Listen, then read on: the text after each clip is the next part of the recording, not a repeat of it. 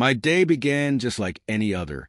I woke up early, cleaned up, grabbed some coffee, and kissed my wife, Emma, goodbye while she was still half asleep.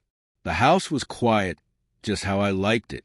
Then, I jumped into my truck and headed to my job at the construction site.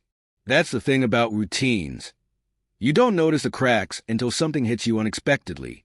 Today, the shock came in the form of a text from my neighbor, Alan. "Hey, Luke, your garage door is open," he wrote. That struck me as strange. I clearly remembered closing it before I left. My mind tried to brush it off as some mechanical glitch, but something didn't feel right. Call it instinct, but I told Alan to close it if he could. He agreed, but the uneasiness stayed with me. By lunchtime, I couldn't focus. The thought of that open door kept nagging at me. I wasn't even sure why it bothered me so much, but it did. So I told my boss I needed an early lunch and drove home. As I pulled onto my street, the unease grew into a heavy pressure in my chest. There was an unfamiliar black sedan parked in my driveway. My gut twisted. It wasn't the plumber, it wasn't Amazon, and it certainly wasn't someone I'd invited. I parked my truck down the street and quietly walked to the side door leading into the garage. It wasn't locked. That's when my suspicions started turning into cold reality. I slid the garage door open as quietly as I could and stepped inside the house. The air felt off. I took off my shoes and crept toward the bedroom, my heart pounding in my ears. The soft sounds coming from upstairs froze me in my tracks for a second. Then, like some cruel joke, it happened. There was Emma on all fours, with a stranger on top of her. His hand gripped her waist like a trophy, slapping her rear as she moaned like she had just won something. I stood there, shocked. The image burned into my mind. Every part of me wanted to burst in, flip the bed, and send them both to the hospital, but I didn't. Maybe it was shock, or maybe it was that strange voice in my head telling me that getting arrested wasn't the kind of revenge I wanted. Instead, I pulled out my phone and turned off the flash. I snapped a couple of photos. His back covered in hair, her flushed face buried in a pillow, and the sheets we had picked out together tangled beneath them. I even filmed a short video, just in case. It wasn't until I silently left the house that the wave of nausea hit me. Betrayal, anger, humiliation crashed over me like a storm. But once the storm passed, one clear thought stood out. They were going to pay for this. I wasn't going to scream, cry, or punch someone like a character from a soap opera. No. My revenge would be calculated, cold, and unforgettable. By the time I reached my truck, the shock had started to fade, leaving clarity in its wake. I sat there for a moment, staring at the photos and video on my phone. It wasn't just evidence for me. It was for anyone who might question my next steps. I wasn't about to let Emma and whoever that guy was get away unscathed. I just needed to be smart about it. The first call I made was to Mark, an old friend who happened to be a lawyer. "Hey, Mark. Got a minute? I've got a situation." Mark's voice shifted to his lawyer tone immediately. "What kind of situation?" "The kind where I come home and find my wife with some guy in our bed." "Jesus Christ, Luke," he sighed. "All right, what do you need?" "Guidance," I said. "We live in South Carolina. What's my best move here? I want to minimize the damage, and I want her to feel every bit of this. South Carolina is one of the few states that still takes adultery seriously in divorce cases." Mark said, "You've got the evidence, pictures and video. Good. Meet me tomorrow, and I'll walk you through your options. In the meantime, don't confront her. Play it cool. She can't know what's coming. Play it cool," I repeated, hanging up. I took a deep breath, forcing the anger down. The truth was, I wanted to storm back into the house and tear them both apart. But Mark was right. This wasn't about satisfying my anger. This was about doing things the right way. When the dust settled, I would be the one standing tall while they were left to crawl through the wreckage. The next step was finding a divorce lawyer. Mark recommended a woman named Laura Perkins.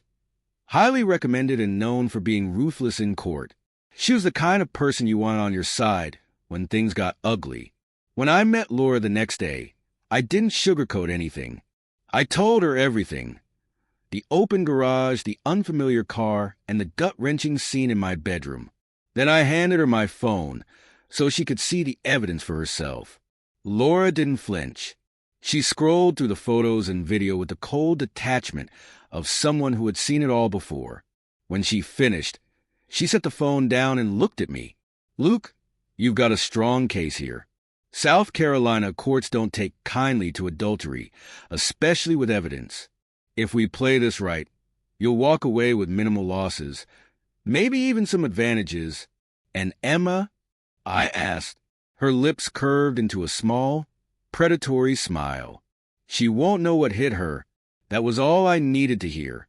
Over the next few days, I began laying the groundwork for my revenge. I rented a cheap apartment on the other side of town and moved some of my things there. The house technically belonged to Emma's parents, so I didn't care about leaving it behind. What mattered was making sure I had a clean slate when the hammer finally dropped. Emma, meanwhile, remained completely oblivious. She still sent me texts and called, acting like everything was normal. "How's work? Can you grab milk on your way home?" The audacity of it all was almost laughable. I kept my responses short and neutral. No need to tip her off. When everything was in place, Laura and I arranged a meeting with Emma at a local cafe. The look on her face when she saw me sitting there with my lawyer was priceless. She slid into the booth across from us, her eyes darting nervously between me and Laura. "What's going on, Luke?" she asked, her voice trembling just enough to make me smile on the inside. I didn't say a word. I just slid the divorce papers across the table and leaned back, watching as she picked them up. Her face went from confusion to shock in seconds. "Luke, I don't understand," she stammered. "Don't play dumb, Emma," I said, my voice calm but sharp. "I saw you with him in our bed." The blood drained from her face. She opened her mouth to speak, but no words came out. Laura stepped in. "You've been served, Mrs. Carter. I suggest you review the terms carefully. Refusing to sign won't stop this process. It'll just make it messier for you." Emma's hands trembled as she clutched the papers. "Luke, I'm sorry. I didn't mean—" "Stop," I interrupted, cutting her off. "I don't want your apologies. I just want you out of my life." Tears welled up in her eyes, but I didn't flinch that I didn't feel an ounce of sympathy. This was a bed she had made, and now she could lie in it alone. Of course, Hannah didn't sign the divorce papers right away. People like her never take responsibility unless you force them to. By that time, I had already moved out and started protecting myself. She could drag her feet as long as she wanted. It wouldn't change the outcome. A few days later, I found out that her parents had stepped in. Apparently, they had agreed to cover her lawyer's fees. I wasn't surprised. Her parents were old money types, always eager to bail their precious daughter out of trouble. What they didn't know was why she even needed a lawyer in the first place. That's where I came in. I sent a little package to her parents, which included a USB drive with the pictures and videos I had taken, along with a short letter. "Dear Mr. and Mrs. Jennings, I understand you've chosen to support Hannah in this matter, which is your right. However, I believe it's only fair that you know the full story before proceeding. The attached file should clarify the reasons behind my decision to file for divorce. Sincerely, Luke." I didn't hear back from them directly, but the fallout was quick. That same day, Hannah called me, crying and furious. "How could you show that to my parents?" she screamed. "They deserve to know who they're supporting," I replied, my tone icy. "And frankly, I don't care if it embarrasses you. You earned it." Her cries turned into angry shouting, but I hung up before she could say anything else. Let her stew in it.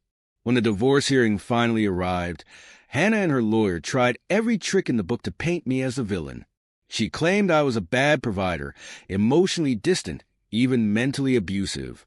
It would have been laughable if it wasn't so pathetic. The judge wasn't buying it. "I'll remind you, Mrs. Carter, that false testimony under oath is a punishable offense," the judge said after catching her in a lie about our finances. When it was my lawyer's turn, Laura stepped in and presented the evidence. Pictures, videos, timestamps, the whole package. She didn't just play her cards. She slammed them on the table and dared anyone to challenge her. The judge's face said it all. By the time Laura finished, Hannah looked like she wanted to crawl under the table and disappear. In the end, the ruling was exactly what I hoped for. The divorce was granted, and Hannah's request for alimony was denied. The judge gave me 30 days to collect the last of my belongings from the house. Other than that, I was free and clear. Walking out of that courtroom felt like stepping into sunlight after years in a dark tunnel. But it wasn't over yet. About a month after the divorce was finalized, I went back to the house to pick up my remaining things. The moment I pulled into the driveway, I saw that same black sedan parked there. The sight stung for a moment before it became nothing more than a minor annoyance. Hannah wasn't home, so I grabbed my boxes and left without saying a word. A week later, she messaged me. "Can we talk?" Against my better judgment, I agreed to meet her at the cafe where I had served her the divorce papers. When she walked in, I barely recognized her. The confident, put-together woman I had married was gone, replaced by someone who looked exhausted. "Luke," she started, her voice shaky. "I've made so many mistakes. I don't know what I was thinking. I miss you. I miss us." She went on like that for a while, talking about how hard life had been for her since the divorce, how she regretted everything, how she wanted another chance. I just sat there, sipping my coffee and letting her ramble. When she finally stopped, I set my cup down and looked her dead in the eye. "Hannah," I said, my voice steady, "I hope you figure things out. I really do. But I've moved on, and there's no going back." The look on her face almost made me feel sorry for her. Almost. Life after the divorce was good. I focused on myself, new job opportunities, new hobbies, even a few dates here and there. Meanwhile, Hannah's life spiraled. Her relationship with the other guy didn't last. Turns out he was a real piece of work, a drug dealer who ended up getting arrested. Hannah got caught up in his mess too, facing charges for possession and a DUI. I heard all of this from her mom, who still kept in touch occasionally. She apologized for the way her family had treated me during the divorce, and even invited me to her husband's funeral when he passed away. I went, not for Hannah's sake, but because her mom had always treated me decently. Seeing Hannah there, a pale shadow of her former self, only confirmed what I already knew. I'd won. Not because she was miserable or because her life had fallen apart. I'd won because I walked away stronger, smarter, and completely free of her and the mess she created. Revenge isn't always about destruction. Sometimes it's about survival and thriving in the aftermath.